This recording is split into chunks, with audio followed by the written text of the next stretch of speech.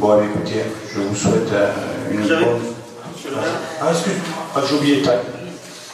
Je vous avais envoyé une question orale. Ah, vous croyez que vous alliez partir? Non, excusez. Je l'avais sur la table en plus. Oui, alors, c'est une question, donc c'est une question orale, c'est pour savoir quelle va être votre politique et qu'est-ce que vous comptez faire par rapport à cet état de fait.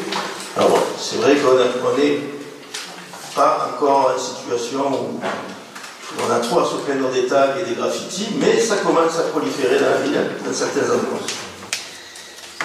Et il y a aussi, puisque j'avais ce sujet, j'ai rajouté l'affichage au sauvage de certains partis politiques. Ça ne mange pas de pain. Alors, on constate que le nombre de tags évolue régulièrement dans notre ville de Metz. Ces tags sont de plusieurs natures, artistiques, politiques. Par exemple, on constate les revendications du mouvement israélo-palestinien, ou bien des partis politiques qui collent n'importe où. Pour les tags et les graffitis, le principal axe de prolifération se situe entre la Poste et la cave coopérative, mais il y a aussi des endroits particuliers, comme le Thalassa, le Taurus, Bernard-Jeu, sont aussi touchés. Alors c'est vrai que nous, quand on passe, des fois, on ne s'en aperçoit pas. Mais les gens qui marchent, s'en aperçoivent. C'est-à-dire que quand tu marches, tu regardes un peu plus ton environnement que quand tu roules. Moi je me permets de tirer la sonnette d'alarme. On voit qu'il y a des endroits où ça résiste. Ça va par exemple Intermarché, lui il est sujet à ça, puisque derrière son bâtiment, il nettoie régulièrement. Donc on peut tenir une localisation à jour et la transmettre.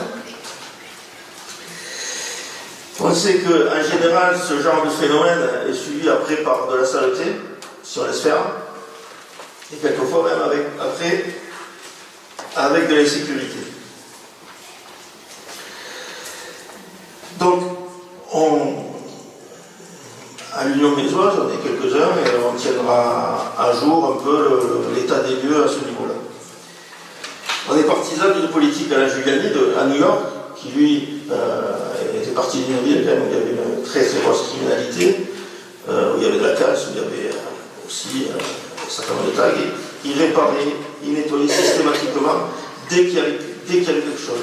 Et c'est comme ça qu'il a découragé un peu les gens de dépasser les limites. Alors bien sûr, on aura toujours des personnes qui disent oh, c'est une forme d'art, il faut les laisser s'exprimer, etc. C'est pas toujours une forme d'art, on va dire, mais quelquefois oui. Et je pense que pourquoi pas mettre à disposition un mur quelque part pour qu'ils puissent s'exprimer, même si certains dans leur culture ils n'y ont pas. Mais il y en a certains quand même qui jouent le jeu. Dans certains endroits, par exemple à Montpellier, ils ont laissé le garde en somme pour ce genre de choses. Bon, ben, ça ne s'arrête pas. Bon. Je ne dis pas que c'est beau, mais au moins. Et voilà, donc je voulais savoir si vous nous suivez un peu dans cette analyse et dans la façon d'y répondre. Voilà. Je vous remercie.